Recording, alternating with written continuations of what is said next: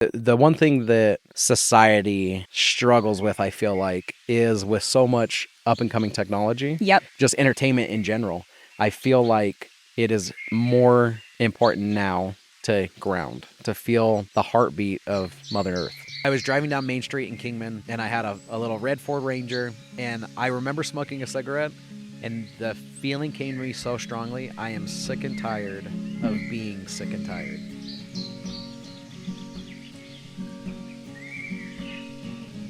Welcome to the Brighten Your Day podcast. Do. I actually just had like the most random question. Have you always been a no shoes guy? Yeah, I would say yes, I have. Mm-hmm. I remember we kind of touched on this on the drive up, Mm-hmm. right? My childhood was outdoors all the time. So I went to school, and then after school, I remember just playing with like neighborhood kids. Mm-hmm. We lived in the small house. It was probably like maybe 1,100 square feet with 5 kids. Wow. It was very small, no garage. And I just remember where we were at, we were one house away from the corner house of the block. And I just remember so many different kids within the neighborhood, and we would meet up and we would do random things, like, not a fan of it, but like pour salt on snails and like yeah, the kid things, yes, the kids on the block type of yes, activities. yes, just random things. But I always remember getting muddy, and just being like literally an earthy child. I love that. Are your parents like that, or were you just like that? I would say my dad raised me hunting, right? So he didn't have much beginning raising 5 kids. He went from job to job, but then really relied on hunting and fishing as like a means of providing for the family. Yeah. Almost similar to your dad. Yeah. My mom, I would say that if she had the opportunity, she wouldn't necessarily be out camping, but she would go like camping in a cabin with us, not necessarily tent camping. Yeah. That's like my dad. Yeah. But my mom even loves being outside. Even to this day, right? They garden, and they're in their 60s, late 60s, and they have a full-blown garden in their backyard. I love it. That. I've actually seen that that's one of the best hobbies that older people can have in general, because one, it's not so taxing on your body. I mean, depending on the type of gardening and work you're doing, but two, you're like being so grounded. And this is a tangent, but there's these places, called blue zones, or just like really healthy spots in the world. And one of their biggest hobbies is gardening. So I think that's interesting. Would your mom ever just like push you outside? Was she just like, go play with your friends type of a thing? That was probably the biggest thing as to why I started out outdoors. Yeah. So it was, I need to clean the house, you need to go outside and play. Because she was very particular on cleaning the floors. And just, she liked a nice and tidy, homey space, which I absolutely loved.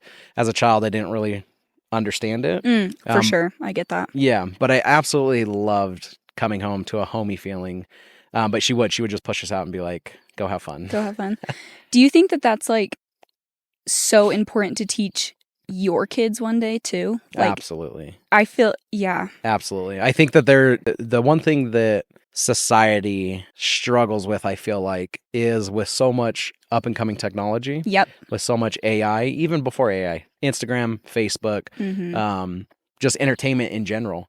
I feel like it is more important now to ground, to feel the heartbeat of Mother Earth. It's one reason it's so near and dear to my heart. KINLEY's heart, for instance, that's my wife. You mentioned blue zones. That's one of the biggest things with blue zones. Costa Rica is actually one of the blue zones. Oh, I actually didn't know that. Yep.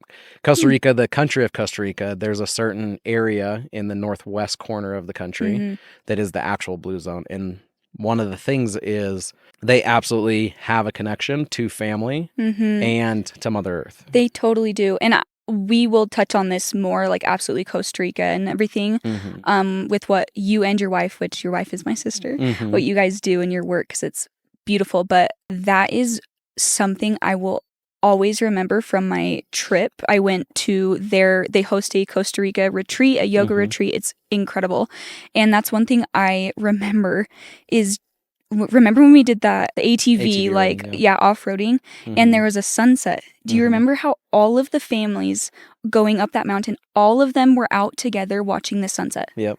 Like that picture in my mind, like no one was focused on anything else besides just sitting on their porches or really in like their huts of homes, and just Yep. they were so happy, so connected with each other. They had everything. Yep.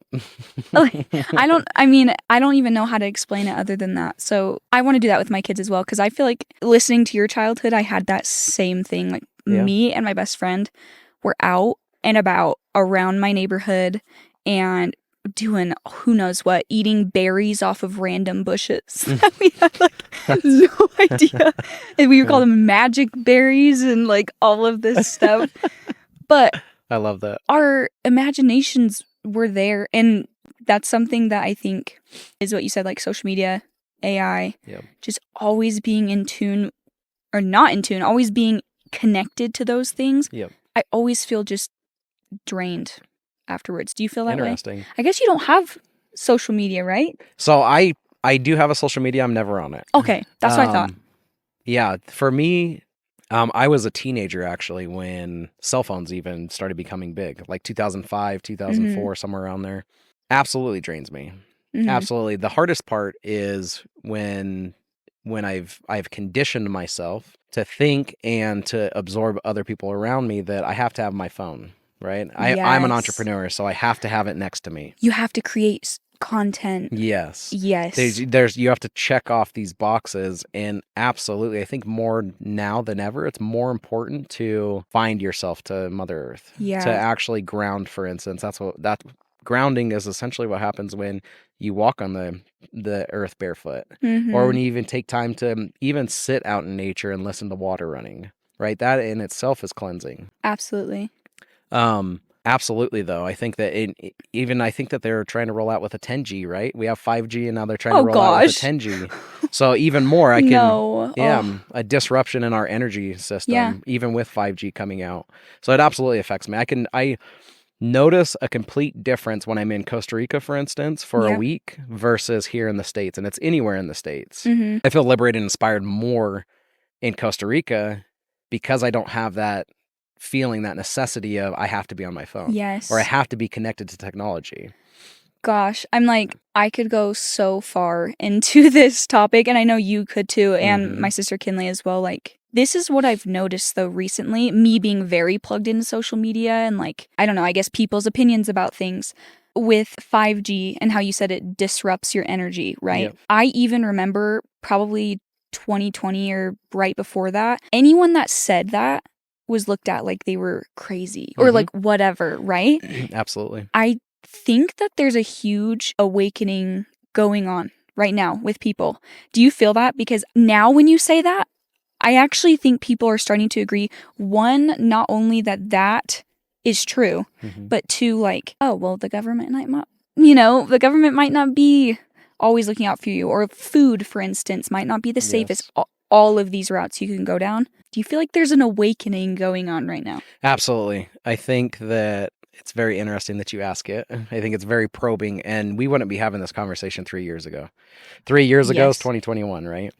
Even during coronavirus, I feel like Corona was at the precipice of most people's probably worst time. Absolutely. I don't think that many people, at least in my experience here on Earth thus far, I have never experienced a pandemic like the plague, for instance. As detrimental as it was to our society, it also laid the groundwork for the enlightenment that has actually come. Even talking about what we're talking about today.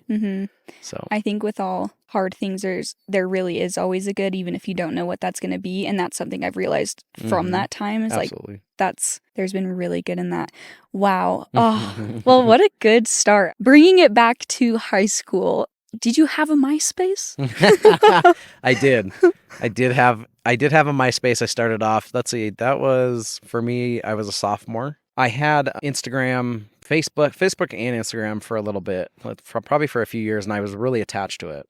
And then I started just awakening to myself, right? To where I'm spending all my free time on Facebook and Instagram, and I'm tired of it. And that's actually the reason why I don't have social media today, was because I saw it as an opportunity do I want to live my life numbed out and comparing myself to other people? Or do I really want to live a life of abundance and downloads from source, right? Yeah. Do I want to be in nature? Because this out here, like this spot, like I was telling you, this is the exact spot that I watch the full moons. I come up to this spot and I watch the full moon come right over that mountain over there. I love that. And I'm very well, like who I am to my core, who I am as my being is I am a very curious soul. And so whether the moon's real or not, I don't know. Right. Whether the stars are real or not, I still feel a connection to them. Yeah. Right. So it could be the fakest thing in the world, potentially. It has the possibility of being it. But my soul feels this connection to it that I can't explain. It's almost like the personal connection that, you and I are sharing right now, or just personal connection when you have a best friend or a soulmate, right? There's a different level of being than in the space of virtual reality. I find comfort in, I too, just like you, am a people person. I thrive off of people. And the dichotomy with me is I also need as much time, if not more, as a hermit. Yeah. I need to recharge. I need to express my love to people and be there in a way that allows me to shine. And also, it's okay for me to go and be completely dormant for a week or two if I need it. That is, so when you asked me actually in the car, do you like having conversation? Are you a social person? That actually perfectly describes me. Honestly. Is it the Geminis? I know you're a Gemini, but yes. It's interesting because how I actually got started with my personal growth journey. Going back, we talked a little bit about my childhood. I was always outdoors. I really enjoyed it. I was raised in the Boy Scouts of America, was raised in an LDS family, in a very strict LDS family where it was letter of the law, right? Yeah. Black and white. I enjoyed my childhood. I enjoyed being outside, and that was my escape from essentially a religious organization that I did not resonate with, essentially. Yeah. I resonated with it when I was a child because I felt like maybe this is truth. Maybe this does have validity to it. And the older that I got, I noticed the one thing that came to my mind was I was raised in a house with absolutely loving parents and also a father that had a temper issue. And a way for him, we connected really well on some things, and then other things we didn't connect well on at all. And I had a very hard relationship with my father growing up, to the point to where it caused me my rebellious years, right? I didn't rebel throughout high school. Yeah. I was actually fine until about 17 or 18 until I realized I actually do have a choice. You do have a choice, and you do have your own beliefs that you need to find and navigate yourself. Yeah. And that's kind of where it started. I was raised very strict, you can't do this, this, and this. And of course, anyone, if you know psychology or if you know anybody, even if you spend time with anyone, you know that the more that you restrict somebody, the more they are going to fight you, the more that they're going to resist you. Even with dieting, for example. Yeah, absolutely. Anything. Dieting's a great one. Yeah. And so moving through that, high school was kind of like a breeze. I was trying to get to know myself. I didn't have friends. I wasn't a social person. That kind of shocks me. It shocks my wife too, because she was like, I'm floored. You're absolutely a people person. And I'm like, to my core, I think that I've leaned more into my hermit phase than to my people loving phase. And it's my people loving phase is coming out, even though it's there. I can balance between the two. And sometimes it's hard. But yes, I absolutely, actually, to tell you how afraid I was of people, I never ate lunch throughout my entire school career. So up till middle school to high school. Middle school was I ate in the counselor's office around nobody because I was so afraid. I had so much anxiety of interacting with people. Will I be accepted? Will I be judged? Will I this, that, and the other? I think a lot of it has to do with the house that I was raised in. I was just going to ask you that. Do you think that that's more nature or versus nurture? I think it's absolutely nurture. I think, and if I understand you right, by nature you mean that it comes naturally. It's a divine wisdom, and nurture is something that's conditioned or taught. Correct.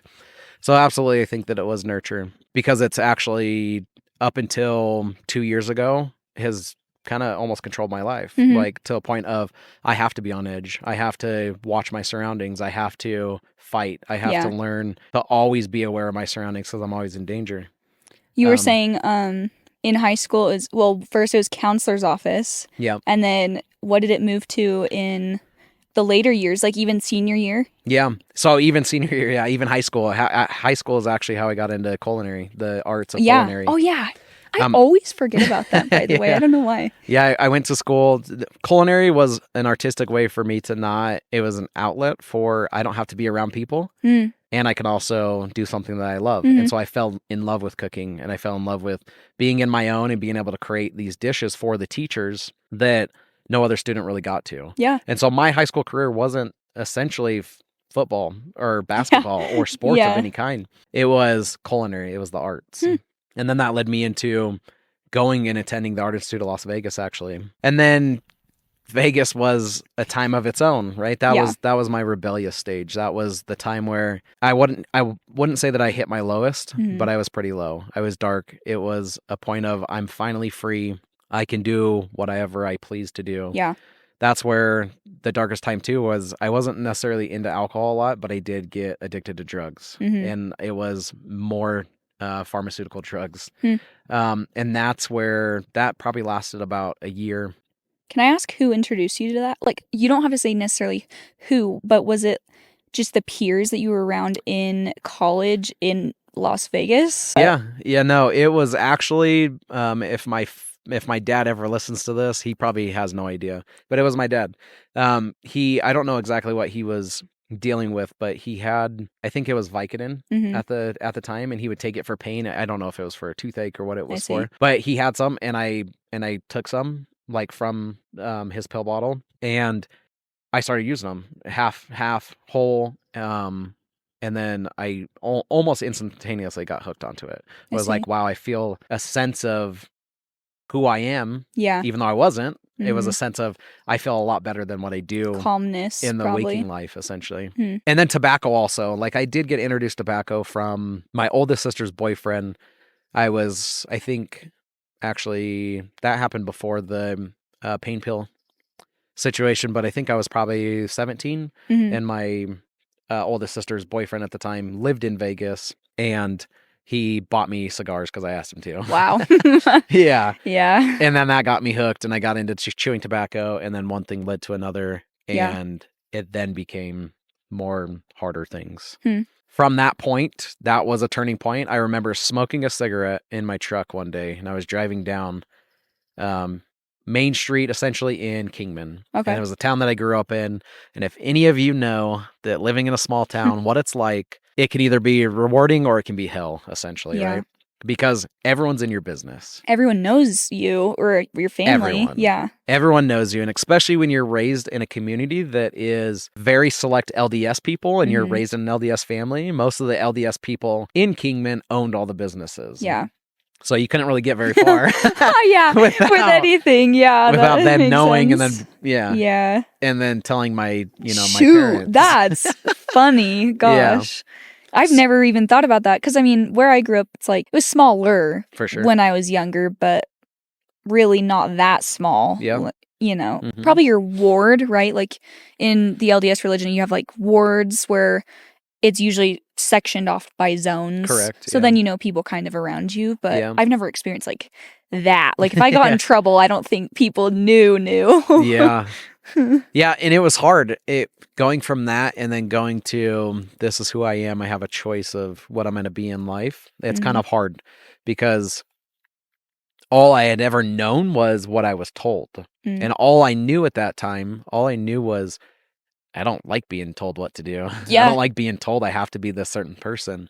And so it did put that drive within me. It did put that drive into a rebellious stage. And then it put that drive into who I am today. It made it to where I was like, I can be whoever I want to be. I truly believe in that to my core. So you said, and sorry if I didn't catch this, you were smoking a cigarette. Oh, yes. Going down Kingsman? Kingman. Oh, Kingman. Yeah. So what happened with that? I was driving down Main Street in Kingman, and I had a little red Ford Ranger, and I remember smoking a cigarette, and the feeling came to me so strongly, I am sick and tired of being sick and tired. I'm tired of being controlled. And I flicked the cigarette out my window, and I told myself I'd never smoke again. And if anyone has ever had any type of addiction, you know it's not that easy. Yeah. And tobacco was probably the hardest addiction that I ever had to cut. It was harder than pharmaceutical pain meds. It was harder than anything because of how many chemicals I believe they put into tobacco Yeah. that makes it addictive. It was like going through crazy withdrawals that I had never experienced with getting myself off of pharmaceutical medications. Wow. Narcotics is another way to put it, but yeah, it was the hardest. And so I told myself I would stop. I took a pill that was called Chantix at the time, help you stop smoking. That kind of put me out for a week. Fast forward just a little bit. I went from tobacco to pharmaceuticals, back to chewing tobacco, to I'm done with everything. And I pulled myself off of it. I didn't go to a counselor. I didn't go to AA meetings. I didn't do anything. I essentially, the power that resided within me that I felt like, it was just that one knowing that I'm sick and tired of being sick and tired, caused me to absolutely be done. And I'm like, I'm making a change in my life. Wow. At that point, that is when I started getting into physical fitness. That's when Jiu-jitsu? Nope. Was that? Jiu-jitsu didn't come until a lot later. Really? Okay. Yeah. More physical fitness. This was 2008 P90X from Beachbody. Yeah. It came out. That is so funny. Gosh. Yeah. P90X. Yeah. The first original one, and then 2 and 3. Those were kind of... They were freaking hard. They were absolutely hard. But in my mindset at the time was, if I want to really change, I have to change. Yeah. And I really have to put that drive and determination. And I have to, if it is up to me, if it is to be, it is up to me. Yeah. Was what my mindset has been up until recently. So that really was the catalyst that really sparked a change within me. That was like, I changed my addiction from things that were outside of my control to rigorous schedules, or things that I'm like, how far can I push my body? What can I do? So that from there, it lasted. My physical fitness journey, it's not as prominent now, but that lasted probably at least 10 years. Wow. To where it was really like, that was my focus of my life. And then the biggest thing, my absolute rock bottom hit when I was 22. And it was medical. It was related. I had gone through, by the time I was 22, I'd gone through probably 8 or 10 colonoscopies and about the same endoscopies. And essentially what it was I was having symptoms that I had no idea what were. And I went to all kinds of medical professionals, and they gave me all kinds of different tags. Oh, you might have Crohn's disease. Oh, you might have IBS. Oh, you might have acid reflux. All kinds of things. After spending probably $6,000 out of pocket, and then spending a lot of money with the insurance, they couldn't give me an answer of what was wrong. Which is crazy, because you were probably on books being extremely healthy, right? Absolutely, I was. Does that make sense? Like, out of every, let's just say 10 for easy sakes. Out of the 10 oscopies that they did, or 20 in total, they couldn't find anything. Oh, you don't have any ulcers, so it doesn't explain why you have acid reflux. Oh, you don't have any lacerations in your intestines. It doesn't matter, or it doesn't make sense as to why you have bowel issues, I think going to the doctor makes me nervous for more than one reason, because once they put a label on you, that's really hard to get over. So I bet that was hard for you, for them to be like, oh, I know that you have Crohn's. And now you're like probably looking up Crohn's, or like, you know what I mean? And also I believe in placebo, where even if you didn't have Crohn's, it's like, what is your body going to act like now that you think that you had Crohn's because someone else told you that you might? Does that make sense? Absolutely. That's what I came to realize too, the later in the healing journey that I came about, was I absolutely agree with you. I think that I just had a recent conversation with your mom actually about this. It was, what is your take on Western medicine? Because for me, I feel like I am a pretty good balance of Western and Eastern medicine. I feel like there are foods that will naturally heal our bodies. I'm living proof of that. Even being here today, breathing. And I can go into that in a little bit. Yeah, please. It'd be amazing. Yeah. And then the Western side of it is, we have made leaps and bounds as to, if I were to have my arm cut off right now, I know that I can go down to operating room, and they have a potential, if I ice my arm, they have a potential of sewing it back on and it working. And that's crazy to me, right? And so I'm not against Western medicine. I am totally for the healing benefits that they have. I lean more into Eastern medicine, whereas food is thy medicine. And it's taken me from a place of rock bottom back into my healing journey. I want you to imagine, essentially, do you have allergies, by the way? Have you experienced allergies in any way? Here and there, but Okay. I mean, knock on wood, but Yeah. no. Okay. So to give you an idea, it's like when you have allergies, you get a very runny nose, right? Yeah. And then it goes from runny nose to stuffy nose. And Yeah. then there's like even a sinus congestion, right? Or a sinus headache. You've had those, I'm sure, right? Yeah. The amount of pressure that's in your nose that you feel like that was me 24/7. I got to the point where I couldn't even bend over and touch my toes I could not breathe. All the blood rush to my head. And it was almost like my head just essentially wanted to pop. Wow. On top of so many other things. I just remember it's a core memory of mine actually being in the gym, and I'm like trying to stretch and I'm trying to like become healthy. Yeah. Like, and I'm like, I think I'm doing the right thing, right? I'm eating my protein and my carbs and getting the right sugars and everything and balanced. And I can't even bend over and touch my toes. I'm like, what's going on? And my rock bottom was I would nap and I would sleep at night. And it was probably 15 to 18 hours a day. Wow. And can you imagine waking up after sleeping 12 hours and feeling completely exhausted? Not energized, no motivation to do anything. That was me. On top of like needing to work or go to school or whatever, work out or anything. And this was at like 23. My college days only lasted about a year. Yeah. Before I was basically forced to drop out. And then I moved to California at this time. And I was living with my sister, and I was trying to get healthy, and I was having to work. I was having to work at least 8 hours a day at a job and trying to function. And I remember I was in multi-level marketing. It was a company called Jeunesse. I don't even know if they're still around. They had this anti-aging serum that was resveratrol, and it was like you rub it on your eyes and wrinkles go away. Right? So I was promoting that. I was living in California, and I was working on myself. I was working on my healing journey. I was like, what is the answer?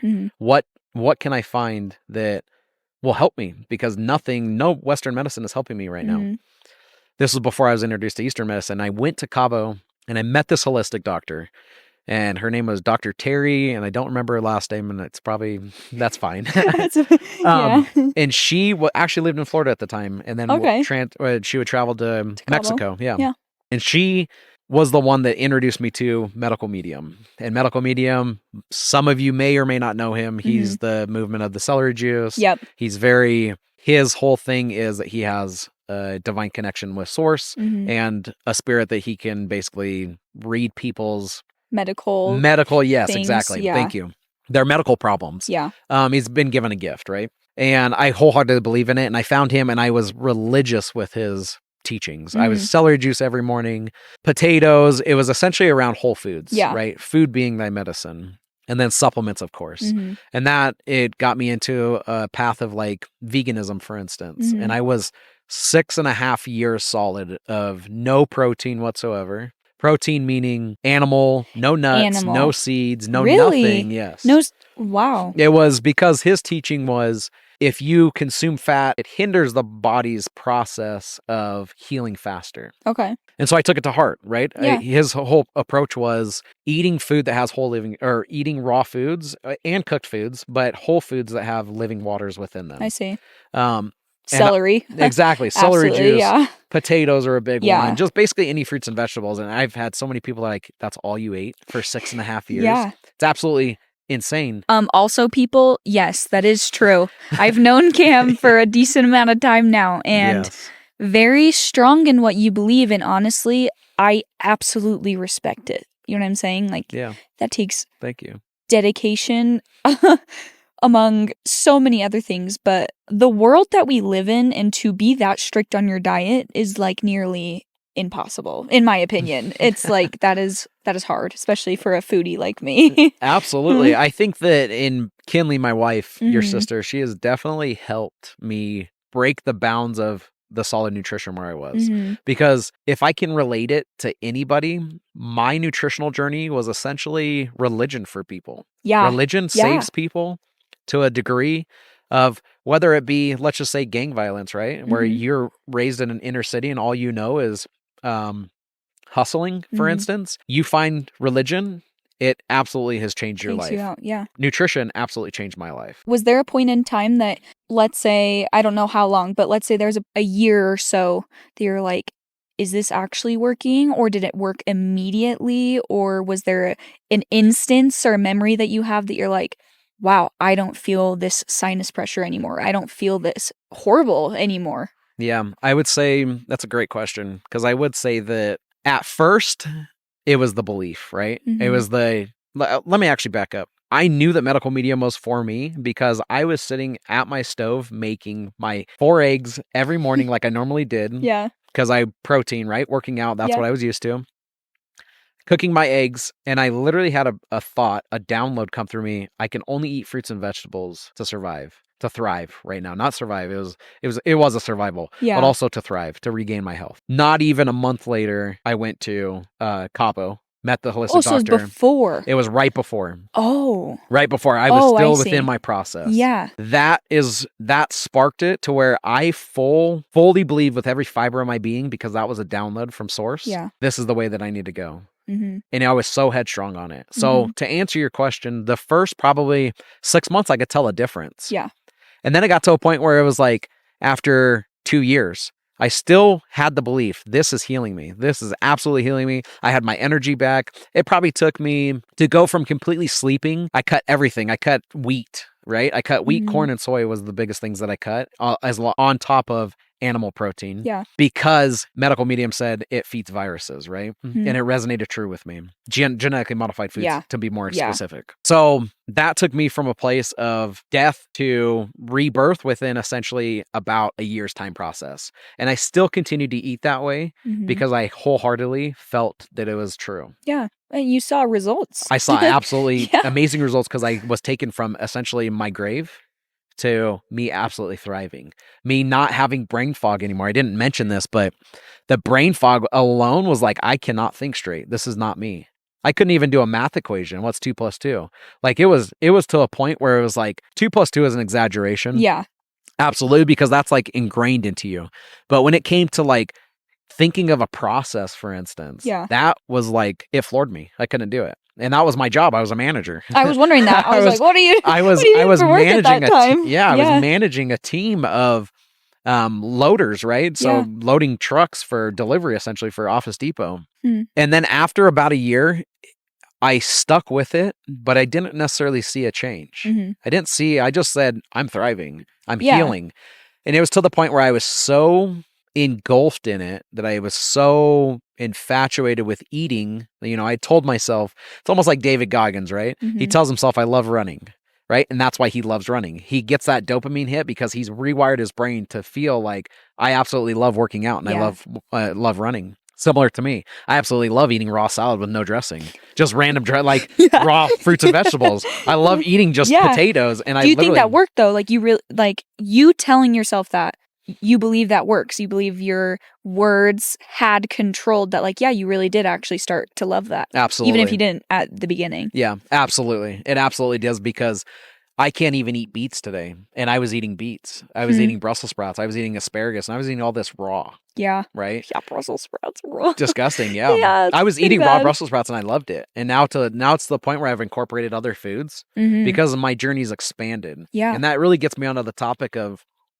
it does not matter where you start in your healing journey. Something happens in all of our lives. Whatever it is, something happens within our lives that absolutely resets us. And that could be religion. It could be a loss of a loved one. It could be something that completely just wipes us out and gives us the opportunity and the unopportunity that you have to change. You have to basically make a change if you want to continue to survive or continue to thrive in this journey that we have here on Earth. We run into something eventually in our lives, and it could be a nasty divorce. I've known people that have gone through a nasty divorce, or just divorce in general.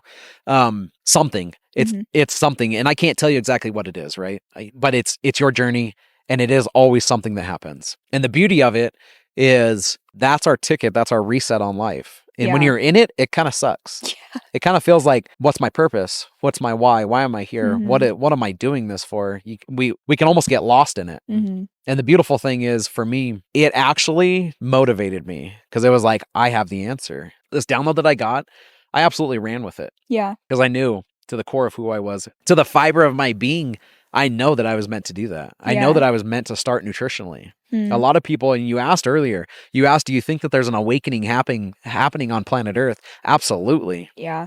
Absolutely, because coronavirus was probably that one thing that changed people's lives entirely, that is that great reset that we all need. I absolutely agree with that. Yeah. So wholeheartedly. Yeah. I mean, I'm not going to say I'm like always a super positive person, and those years were so freaking hard for me. Mm-hmm. Oh, so hard. But I don't even know what made me realize that, but there's still a lot of chaos, right? A lot of things going on, but I think people are really trying to heal themselves. I think that's also kind of why there's a boom of health and wellness. Yes. And even screen time, why there's screen time apps coming out. I was talking to you about like how I'd love to like launch something like that, because I think people are just slowly inching their way to like, I was gonna say enlightenment. I don't know, maybe necessarily if that's the word or not. But yeah, and that makes me happy. That really does. And it sucked in the beginning during that time. Yeah, absolutely. And even if it's not enlightenment, right? Because there's a little ego within that word, I feel like. Yeah.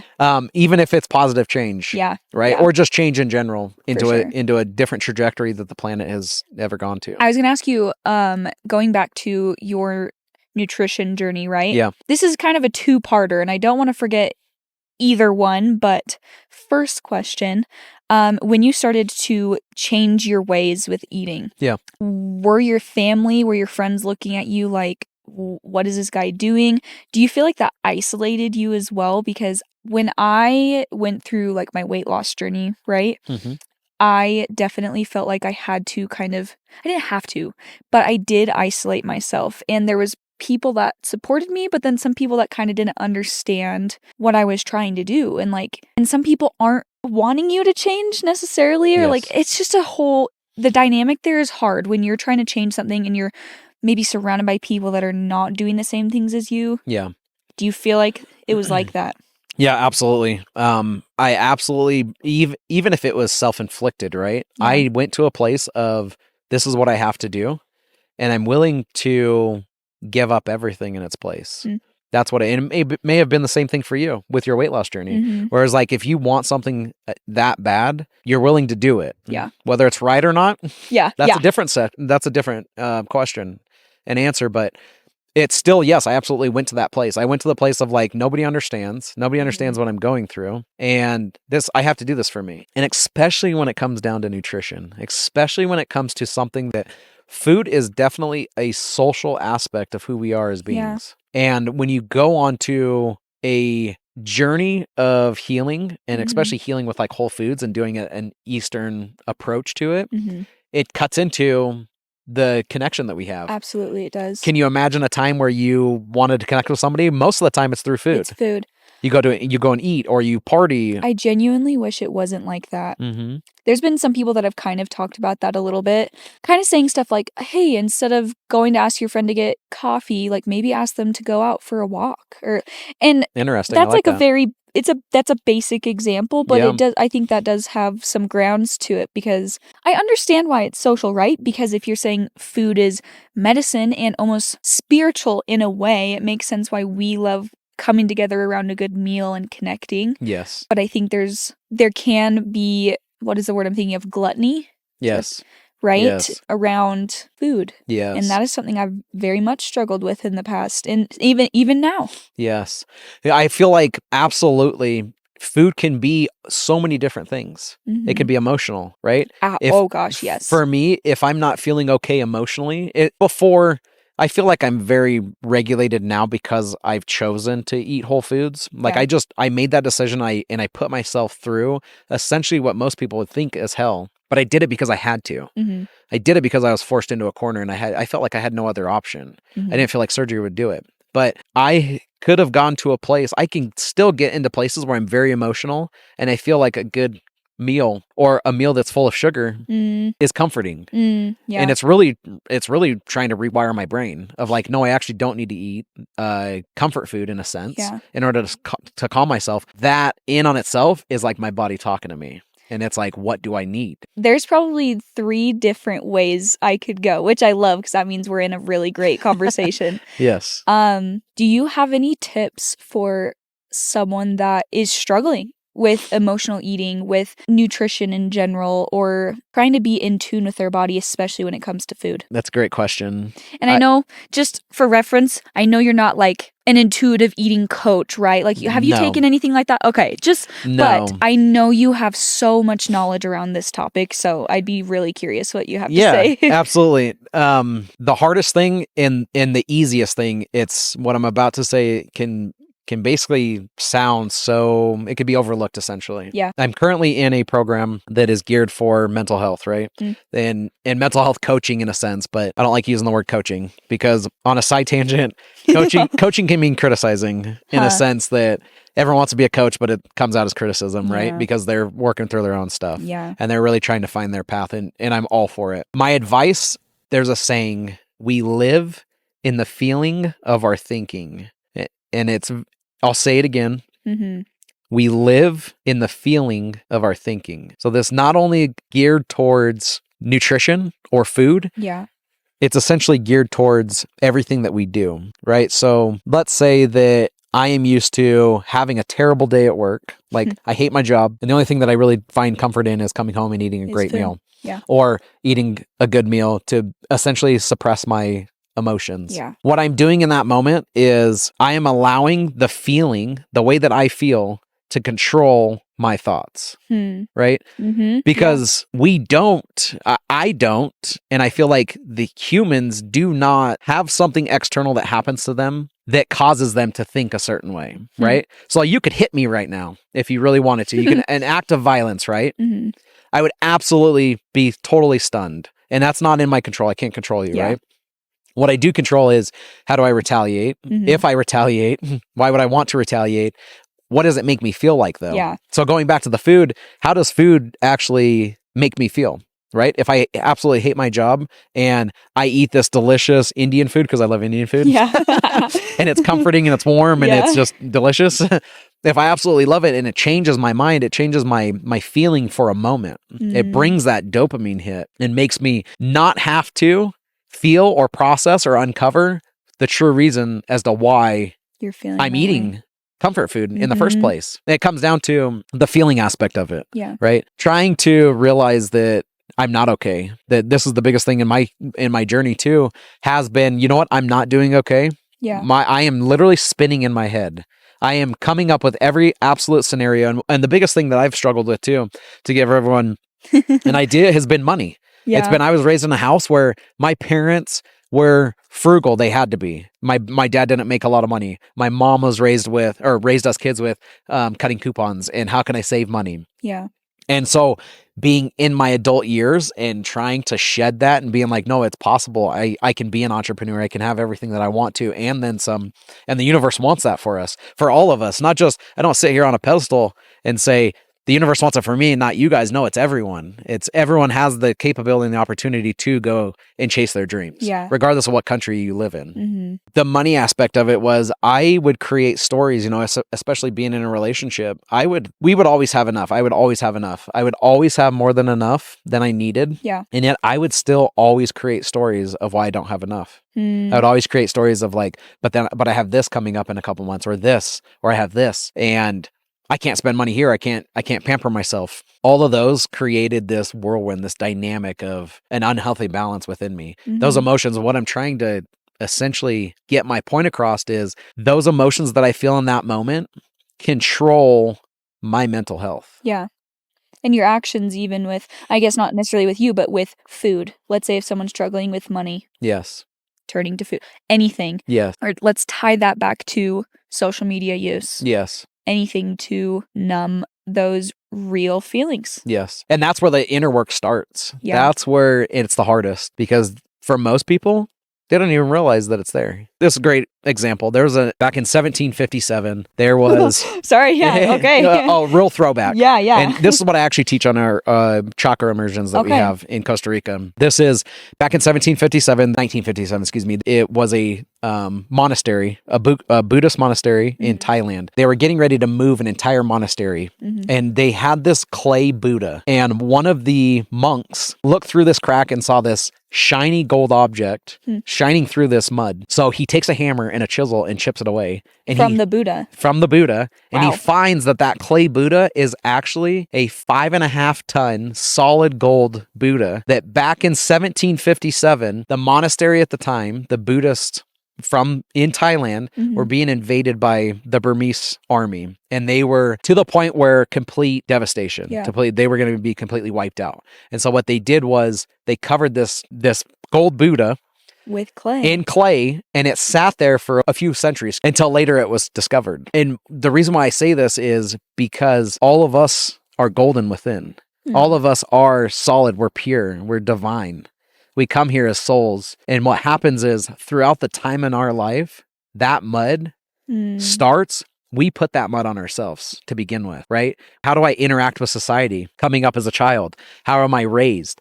How do the religious beliefs that I have, the corporation beliefs that are put onto us through media, through social media, for instance, the conditioning, the mud, the sticks, the debris, that instant, that thing that completely cripples us that I was talking about earlier, that thing that completely cripples us and wipes us back to ground zero and gives us that fresh start. Yeah. That's what that is. That is an unchiseling of that mud. It's an uncovering of the garbage that we put around ourselves. And then we actually start to realize, wait a minute, I'm this powerful, divine being that who I am, the core of who I am is love. It is who I am. And it's unrefutable. Excuse me. Yeah. Nobody can refute that. We're put into this world, and we're taught the ultimate journey of this life for me is to really uncover and become that natural essence of who I am, which is love. Wow. Oh, have you ever read the book A Return to Love? Yeah. KINLEY and I actually listened to that on our honeymoon in Greece. Oh, I mean, everything you just said, it's like God is love, and she talks in great detail as to like, you are love, God is love, love is the only thing that is real in this entire world, universe. And I always talk about that book, let me just say, but I love that book, and I love what you just shared. Thank you for that. Absolutely. Wow. I want bring it into your journey with finding yourself, right? Like, you are obviously very wise. You've done a lot of inner work. And I know that you met my sister at, was it a drum circle? Yeah. Drum circle.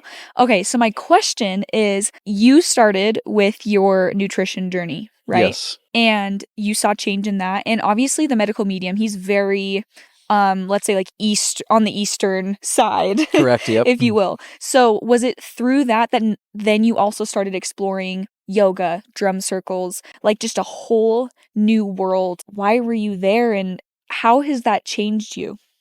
Yeah, it's a beautiful question, and absolutely one dear to my heart, because it was a New Year's resolution, actually. It started just as a New Year's resolution. The nutrition aspect did not. It was, I'm definitely feeling forced. This was 2015. I went to Cabo, and it was when I started my journey. And then up to 2021, essentially, was when I met KINLEY, and I went to the drum circle. I moved here to Utah in 2018. Or 2017, excuse me, the end of it. And my New Year's resolution in 2018 was, I'm going to start doing yoga, because if I really care about my health and my well-being, and then I want it to be fully versed, right? And I definitely had the punching bag down and the hard weights and everything, right? But I wanted the stretchy, the more limber, the more connection to my body. I had met a dear friend of mine. His name is Taylor, and still is his name. I said was, but his name's Taylor, and he actually started hosting drum circles, Native American drum circles. He started really getting into the Native American culture and started hosting drum circles. And then KINLEY and Ella actually were both at one, and that's where I met her. And actually I was on Instagram at the time, and I was messaging her, and I was like, she was going camping alone, right? And I was like, are you really going to camping alone? And she's like, yep. That night, actually, I was like, you can't go camping alone. Can I come with you? Like, and she was like, yeah, sure. And I was like, okay, if I get there, if I get there, I'll let you know when I'm there so you don't shoot me. Yeah. For real. Just a random man coming up to your tent. That entire night, her and I didn't sleep. And I told her my entire story. Yeah. And I had no intention whatsoever other than providing almost a safety, like a security. I was like, you're a single woman alone in the woods. Like that's unfathomable. I can't imagine. I had no idea that moment would turn into where we are today. Yeah. Right. I had no idea. We're both earthy as all get out. We both absolutely love Mama Earth, and we love connecting with humans. And that's really the beauty of it. From that point, to go back to answer your question, I wanted to find who I was. I wanted to find what are the bounds that I'm working within, right?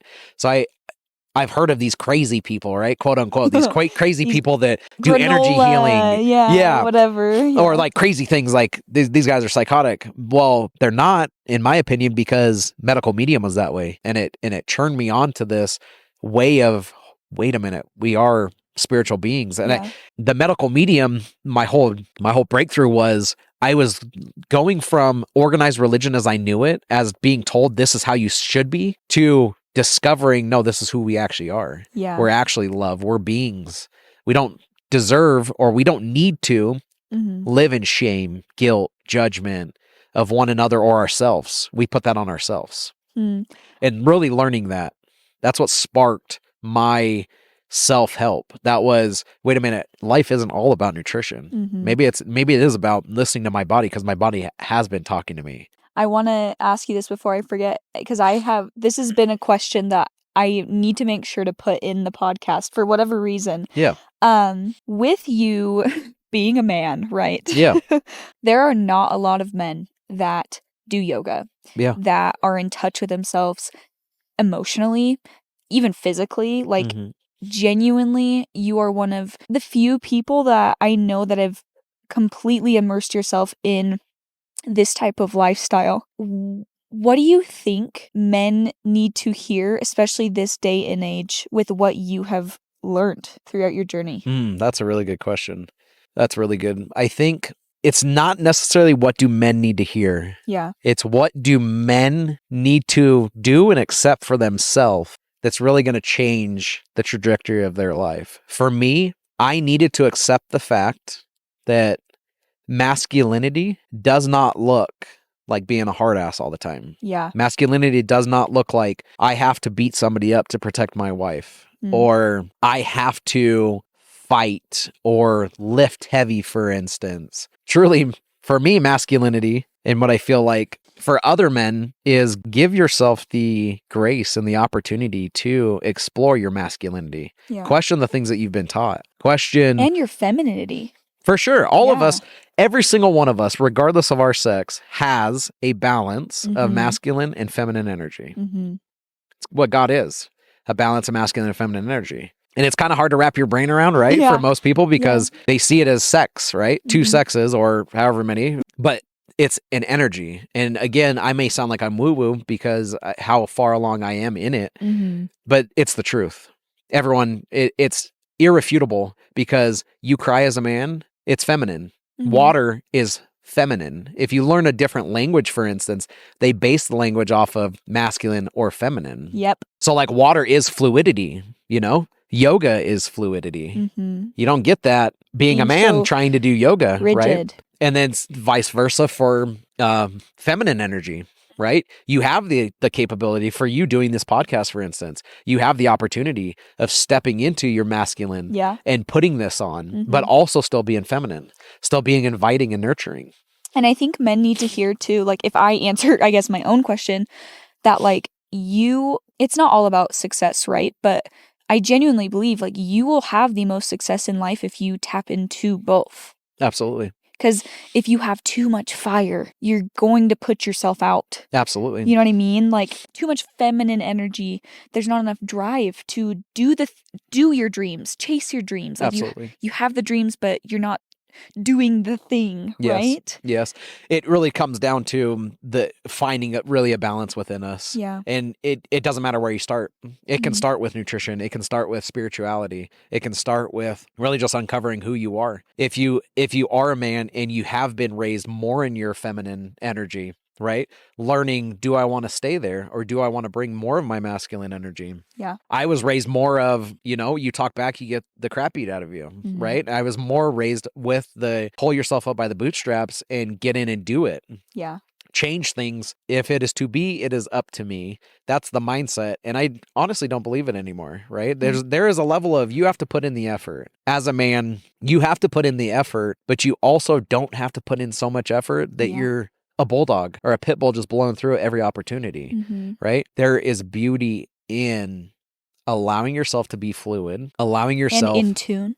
and Even not, in business. Absolutely. I feel like, sorry to cut you off. No, you're fine. My father, even though he is probably the biggest bulldog you'll ever meet, he also will talk about how there are things that he has done because he had a feeling to do them in business, And accepting that too, like not shaming yourself as a man, not shaming yourself and being like, that was a stupid idea or whatever it is. Regardless, you can think of, there are countless examples of shame, right? Men out there, quit gaslighting yourself. Because that's the biggest thing that I struggled with too, was like, I'm not in tune. I don't have that opportunity or that capability. I don't know what to do. I need to find it outside of myself, or I'm just going to do this because it's the first thing that comes to my mind. Taking time to be within. And it's big. It's a big thing as to why I do what I do too, is uplifting men, because there isn't really, it is coming more to fruition now. More and more as there's men's gatherings. There's places for men solely to connect and to where we can step into our masculinity. And there's also groups for feminines or feminine energy, excuse me. Feminines. Yeah. Totally not right. But feminine energy for females, there's women's groups that get together and like we can connect as sisters. I love that. We don't have to have that shame and that guilt. Same thing with men. I know that you work with my sister, right? You do these retreats and you guys are both such just powerhouses in spirituality and helping people be in tune with themselves. I will never not shout out my sister and you and your guys' work because it's absolutely incredible and it is what the world needs. What is next for you? The next steps in your life? You want kids? Yeah, absolutely. Yeah. I was actually interested that you bring it up because this very morning I was in the shower and I was staring off and thinking, and then she comes in and she was like, "What are you thinking about?" And I looked at her with total confidence. I said, "I think I'm ready to have kids now." Yeah. I think that it almost is going to be a beautiful experience. Whereas before I was so afraid because I wasn't where I wanted to be in life. And I didn't want to be the stressed out dad that had to be in a job that I hated to provide for them. And that's not the life that I wanted to live nor offer my kids. Like I want to be that living example of you can chase your dreams and you can do what you want to and have a living and enjoy life. Like you can have it all. And I wanted to do that before. And I feel like even though I'm not there yet, I feel like that today was an eye-opening experience for me because I was like, I just said yes. I just gave myself the green light. Like Matthew McConaughey says in his book, Green Lights. I just gave myself the green light to... I love that. I've never read that book. Yeah. I should. To accept the fact that I am going to make it happen. I'm going to find my purpose. I'm going to create my purpose. The world tells me it's not possible, but I don't believe that. Or to have it all, like you said, have a job that also pays the bills that you also love. And like, I totally believe in that perspective, right? And do I stay there all the time? No. Yeah. But I love that you feel the same way, especially when it comes to like having kids. And that makes me happy that you were excited about that now because I understand the fear, let me just say. Yeah. Yeah. So to be excited for those next steps I'm really excited for you and obviously for my sister as well. Thank you. I think that we're excited as well. And leaving, I want to thank you again for doing this. I want to thank you for the opportunity because you asking me to be a part of this podcast. I mentioned that doing things like this, being seen, getting outside of my comfort zone is not easy for me. So thank you. Thank you for actually asking me to be a part of it. Thank you for just being who you are. Thank you for giving the world a doorway for everyone to really hone in on who am I? What do I want out of this life? And yes, it's possible I can create it regardless of my circumstances. Yeah. You are contributing to that belief system of the planet. You are raising the vibration of who we are. And I'm grateful for it. Oh, thank you. Honestly, I think if I can bring anything good into the world, I think wonderful conversations like this is a great way to do it. So thank you. Absolutely. And I think we're going to sign off because it's 1, windy, 2, getting dark. Yeah. And went a little over. Went a little over. Hey, that's great. That's great awesome. for me. Thank you so much, Kim. Absolutely. Thank you. Bye, guys. See ya.